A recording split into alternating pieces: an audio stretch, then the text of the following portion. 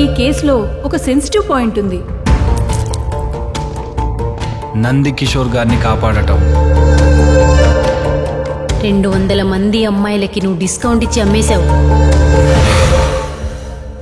అతను ఒకటి మైండ్కి తీసుకున్నాడంటే అది కంప్లీట్ చేసేదాకా వదలడు.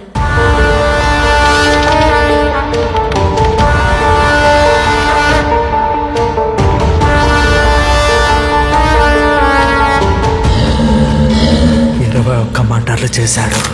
ఏ ఒక్కదానికి కూడా ఆధారాలు లేవు. ఆపరేషన్ పద్మ గురించి కమిట్ అయినప్పుడే చావు గురించి మర్చిపోయాం.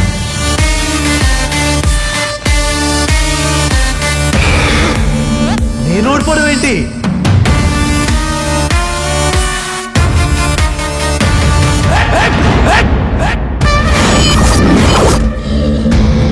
ఎట్టి పరిస్థితుల్లో టీం మొత్తాన్ని చంపాలి.